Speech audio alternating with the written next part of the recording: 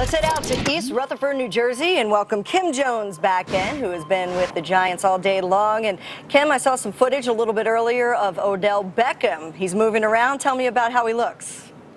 He looks good. He looks like Odell Beckham Jr., Amber, except that he's not participating yet in team drills or really positional drills. He's running on the side, catching balls from guys not named Eli Manning and doing that sort of thing. Here's what you have to remember about Odell Beckham Jr. There you see him running today.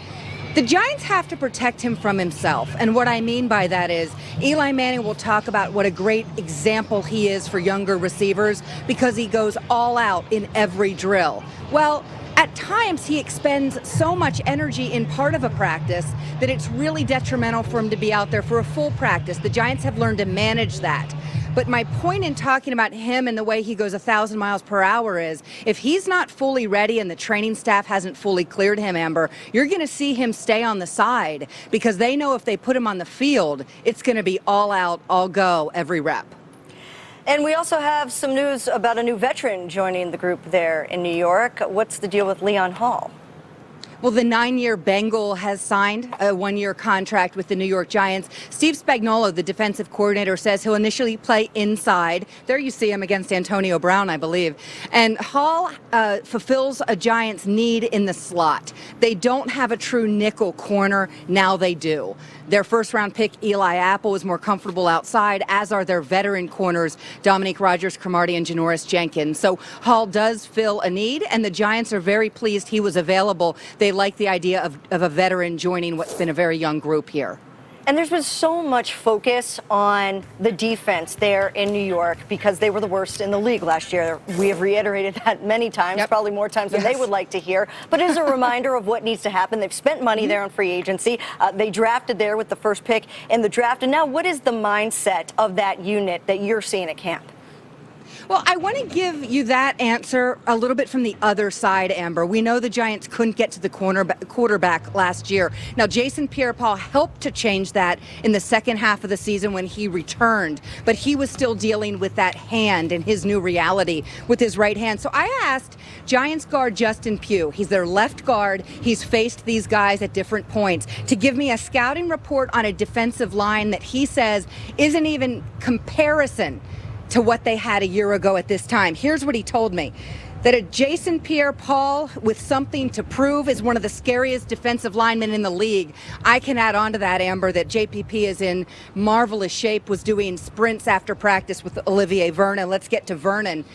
He plays the run as well as the pass, Pugh told me, and he said, as we know, that's not always common. As for the guys inside, Jonathan Hankins back from injury. Pugh made this point, and I thought it was a good one. Instead of being double-teamed all the time like he was last year, he's going to see singles.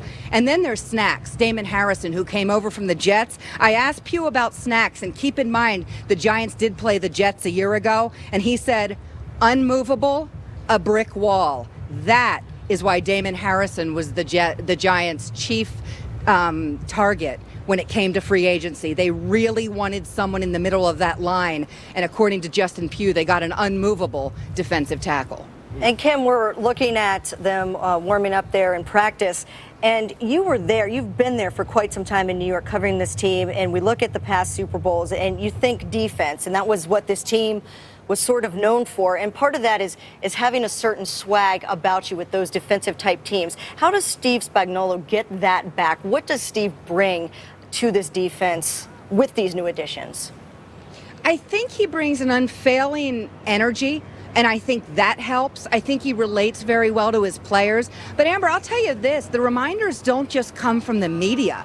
This was the worst defense in the league in Steve Spagnuolo's first year back with the Giants. So during their daily installs, he has to show them tape from last season and remind them how they didn't get the job done in the crunch. And 5 times they lost leads in the fourth quarter that really cost them their season and cost Tom Coughlin his job. So there are daily reminders. Steve Spagnuolo didn't want to go to great lengths to praise his unit today. He did speak to the media. When I asked him about Jason Pierre-Paul, though, and it is clear the physical condition he is in, the way he's moving, it is reminiscent of Jason Pierre-Paul at his very best athletically on a football field.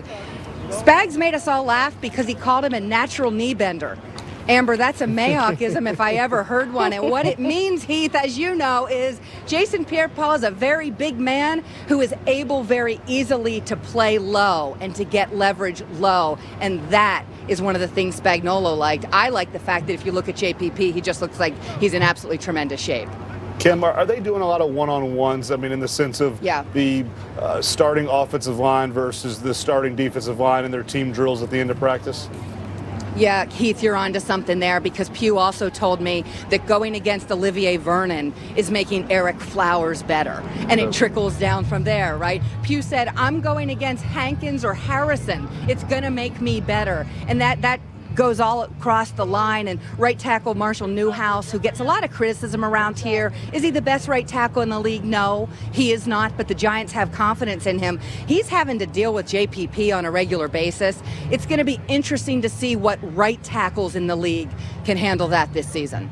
All right, Kim Jones, great stuff reporting live from the Giants camp in East Rutherford, New Jersey.